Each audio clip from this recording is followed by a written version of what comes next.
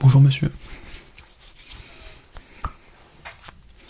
Comment allez-vous? Ça va, merci. Merci de me demander. Alors,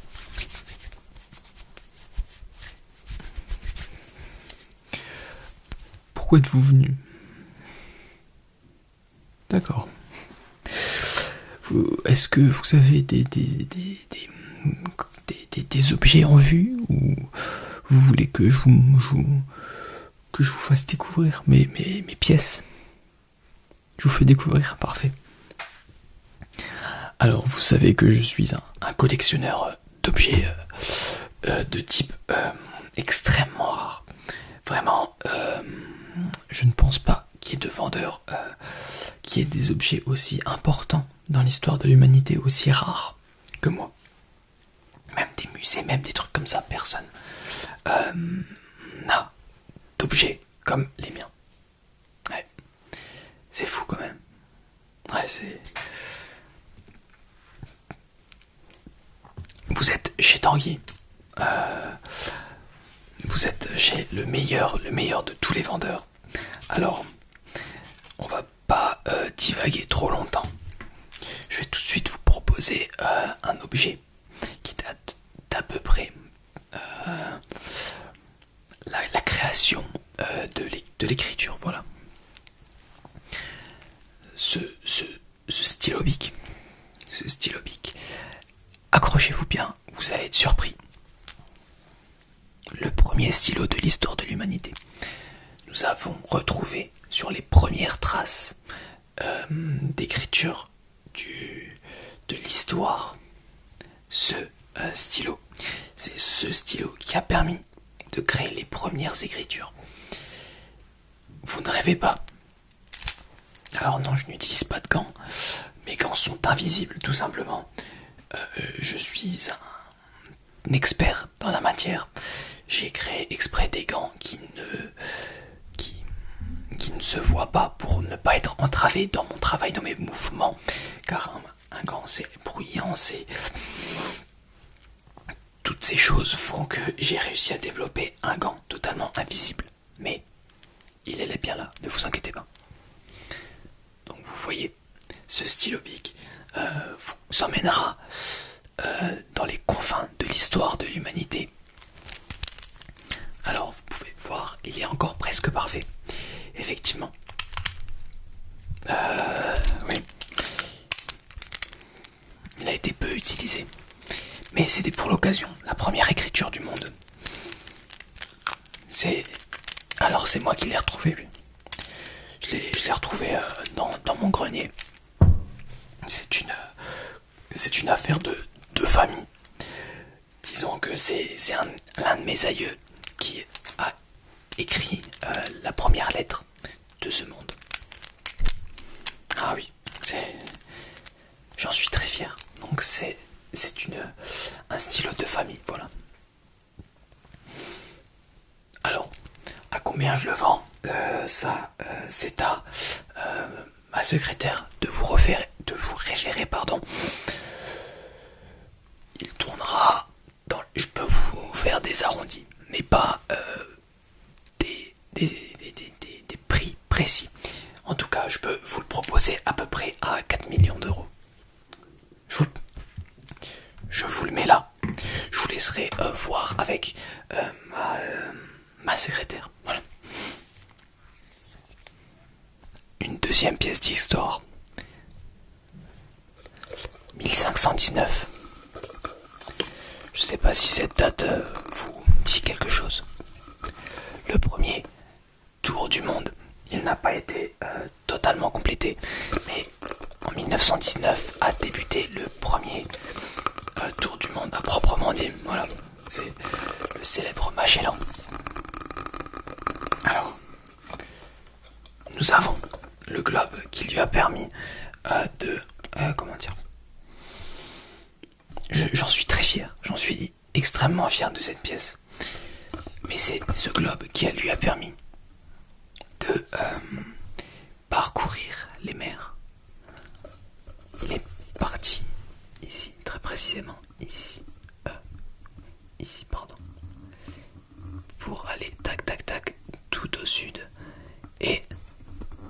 traversé le Pacifique jusqu'aux Philippines.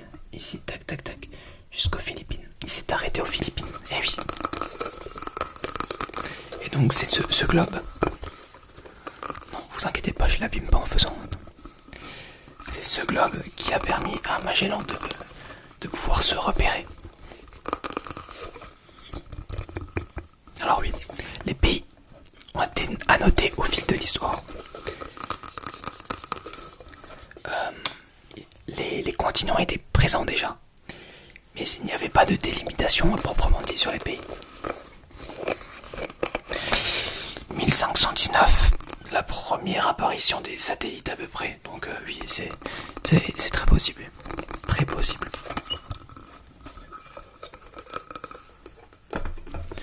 Celui-ci, alors je peux vous la proposer vers 5 millions. 5 millions. C'est une magnifique pièce d'histoire antique. Si l'Antiquité va jusqu'en 1700, vous n'allez pas m'apprendre l'histoire, monsieur. Ou madame. Vous n'allez pas m'apprendre l'histoire. Je vous le pose là. Vous l'achetez. Parfait.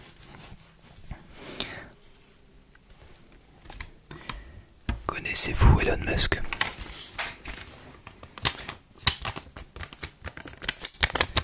C'est un... comment dire? Businessman de renom. 50 €. Ça peut ne rien vous évoquer pour vous. Mais moi, dans ce billet de 50 €, je vois la fortune. Les premiers 50 € investis par Elon Musk dans ces sociétés.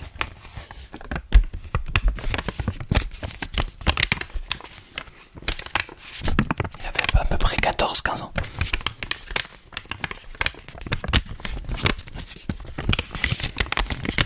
L'euro existait déjà.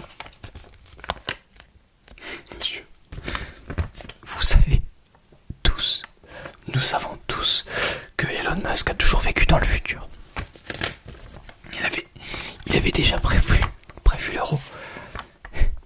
C'est un génie de renommée mondiale, de renommée internationale, de renommée galactique.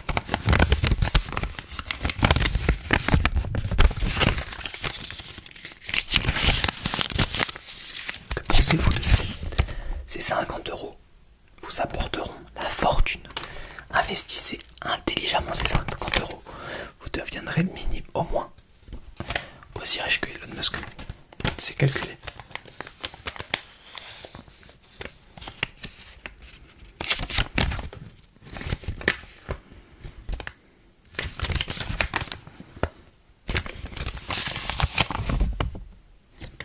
Je vous le mets là.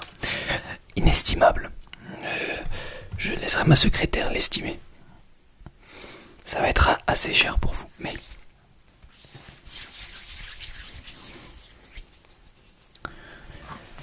Connaissez-vous Garry Kasparov?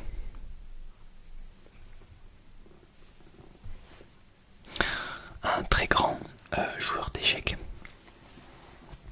Très grand joueur d'échecs qui a remporté de grandes compétitions. L'un des plus grands joueurs d'échecs de notre planète, de l'histoire des échecs.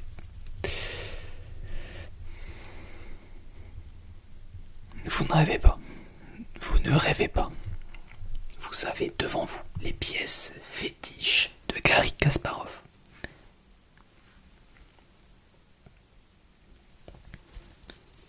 Il les utilise systématiquement. Il les utilisait avant que je lui ai gentiment demandé. C'est un ami à moi. Donc, ayant des contacts, je peux me permettre d'accéder à des objets pareils. Alors,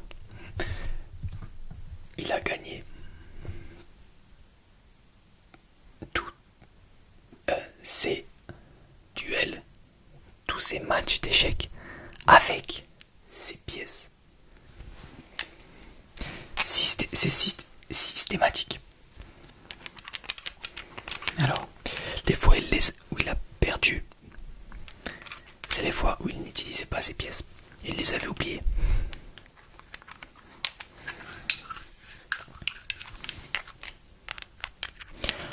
Alors, à présent, il n'a plus besoin de ces pièces, car il en a trouvé des qui lui apportent une égale chance.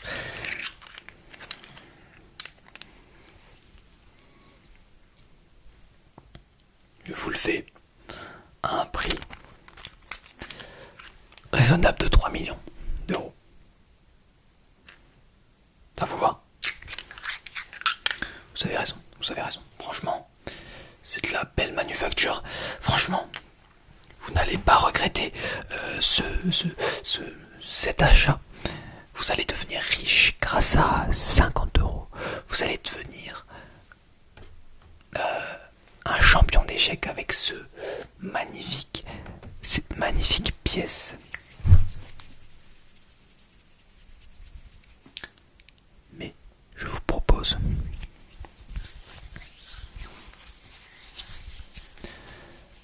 de devenir l'un des plus grands artistes mondiaux.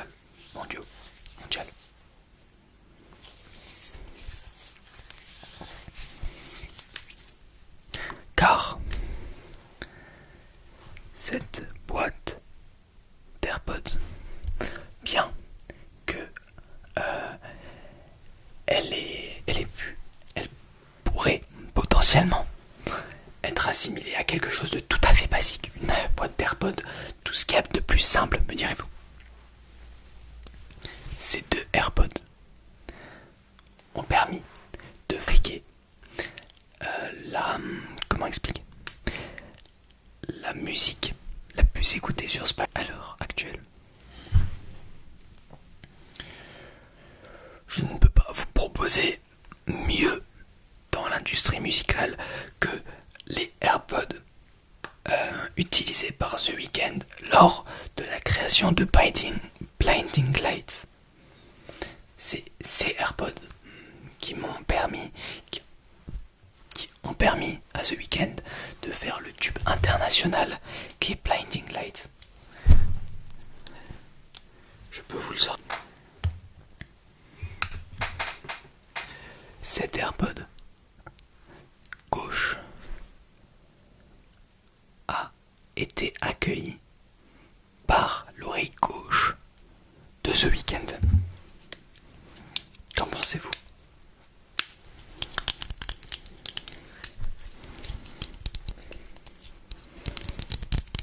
Ça vous intéresse pas? C'est pas grave. Je vous le mets quand même. Vous savez, dans ce monde, tout est fait pour avoir du succès. Tout le monde veut être le plus successful, j'ai envie de dire en anglais correct, avec de l'argent, de la gloire. Gloire, argent, que vous proposez de plus? Je vous le demande, mon cher monsieur, ma chère madame, que vous demandez de plus, que me demandez de plus par rapport à cette vente que je vous propose actuellement. Voilà. Je vous propose d'acheter cette boîte à peu près à 10 millions d'euros. Avec l'argent que va vous rapporter ce billet de 50, je pense que ça sera rapidement, rentabilisé, j'ai envie de dire. Nous ne faisons pas de crédit, non. Paiement en une fois, par chèque, si possible. Ouais, c'est ça. Vous prenez. Je vais passer assez rapidement par cet objet. Cet objet d'une resplendissance extrême. Connaissez-vous cette baguette? Une baguette avec une histoire sanglante, fascinante, passionnante qui déchaîne tout le monde. Je la possède. Cette baguette vous permettra d'obtenir la puissance absolue. Je ne l'utilise pas, je ne connais pas la magie. Mais cette baguette, vous êtes un magicien, je le vois. Comment ça? Attends, on va éclaircir un truc. Le monde d'Harry Potter existe. Ok?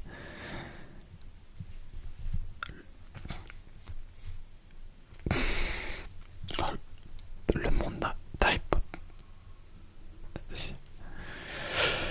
Il existe. Si, il existe. Ce monde d'Harry Potter, il existe. Je vous le promets. Je n'ai pas la preuve, mais il existe. J'en suis convaincu. Je vous propose d'acheter cette baguette. Elle n'a pas été cassée par Monsieur Harry Potter, c'est faux. Les films ont voulu faire croire, et le livre également a voulu faire croire que cette baguette a été cassée pour être cachée dans les méandres de la roche. Mais ce n'est pas possible. Pourquoi? Parce que c'est de la propagande pour faire croire que celle n'existe plus et pour obliger les gens à ne plus la chercher. Alors que elle existe bel et bien, mon cher ami. Je vous propose, elle est devant vous d'ailleurs, je vous la propose à une modique somme de 20 millions d'euros pour avoir la puissance absolue. Ce n'est pas un prix déraisonnable.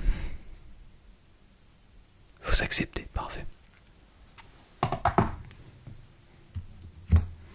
Alors je ne joue pas dans les décimales, je vous propose un prix à quelques millions près, mais ça peut être 10 millions 500 000 ou 10 millions 200 000.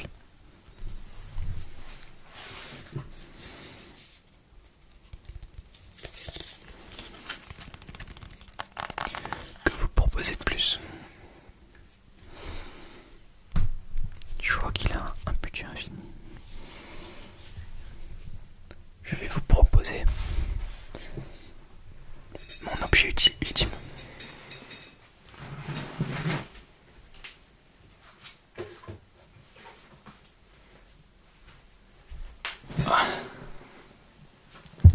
Cet objet.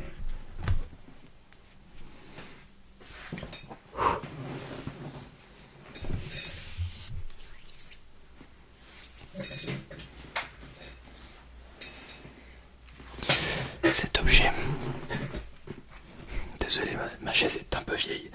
C'est une chaise qui a appartenu à Christophe Colomb durant la conquête des Amériques. Je ne vais pas m'étaler sur le sujet, mais effectivement elle est assez vieille, donc je tiens dans mes mains un livre. Vous savez lire.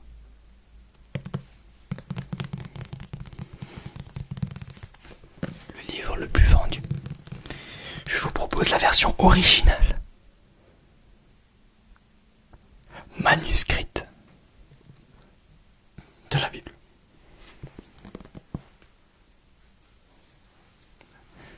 De l'Ancien Testament, des premières lettres de la Bible aux dernières lettres de la Bible, écrit à la main, touché par les plus grands saints, par les papes, par Jésus lui-même. Moïse a touché cette Bible.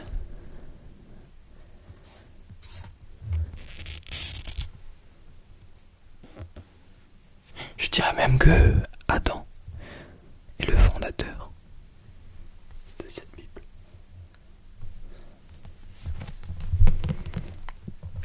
J'ai une culture religieuse assez grande pour vous dire ceci. Vous voyez bien que l'architecture est vieillotte. Vraiment, elle est très usée. Vraiment, on voit que ce livre a des millénaires derrière lui.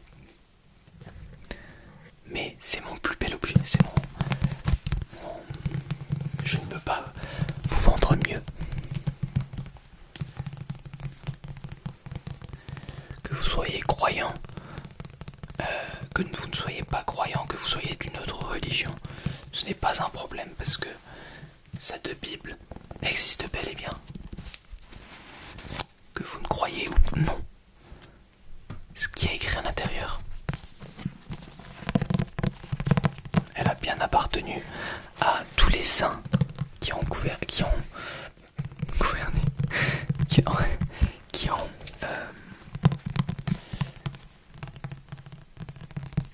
arpenté ce monde.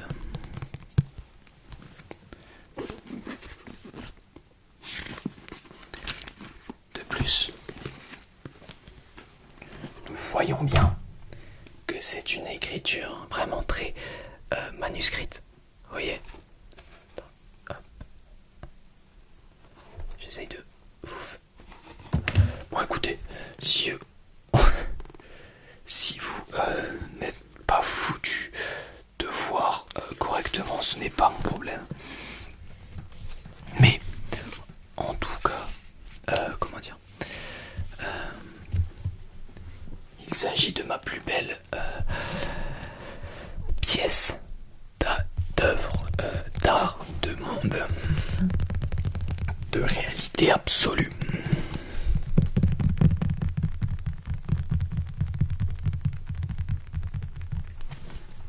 Ressentez ce bruit au fond de vos entrailles, le bruit d'une histoire sanglante, le bruit de milliers d'années, d'une histoire sainte. Ce livre vous mènera à la connaissance ultime de ce monde.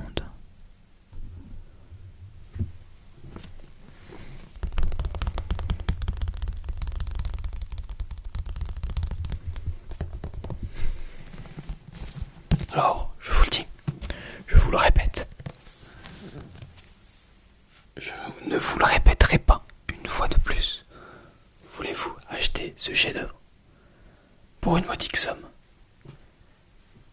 de 1,5 milliard d'euros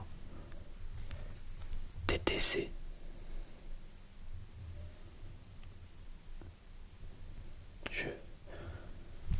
À ce prix, c'est offert. Je ne peux pas vous faire un prix plus bas. Je vous l'offre à ce prix.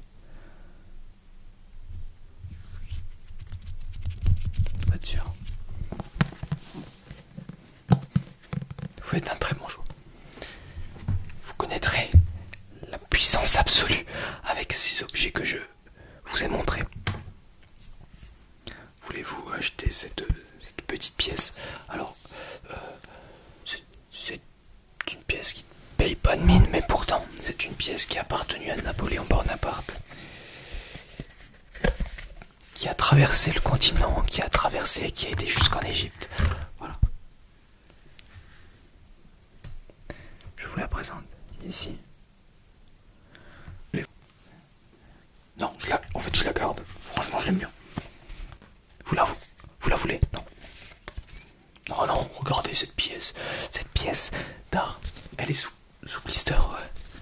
Non, c'est pas sous carton. Le carton existait déjà. Regardez-moi cette peinture du grand empereur en Égypte pour montrer sa puissance absolue. Je la garde. Franchement, je vous la vends pas. 100 milliards. Vous n'avez pas l'argent de 100 milliards. Non. Bon, allez, tenez. Alors, je vous souhaite une bonne journée, monsieur. Ne revenez pas dans cette boutique parce que elle va bientôt fermer. Voilà. À vrai dire, j'ai quelques problèmes avec la loi. Non, j'ai de la famille qui s'est installée dans le Loir-et-Cher et j'ai besoin de les rejoindre. Ouais, c'est la famille avant tout, comme dirait-on.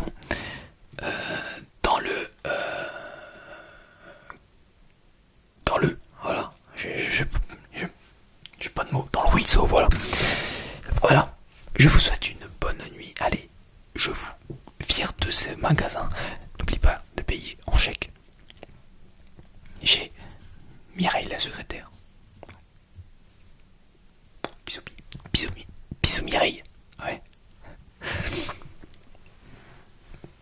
Oh, non, t'auras pas d'augmentation. Le SMIC, c'est assez. Non, t'as pas le SMIC, non. Ah oui, c'est pour ça que j'ai des problèmes aussi, merde. Alors, mais merci, monsieur. Merci, madame. Allez,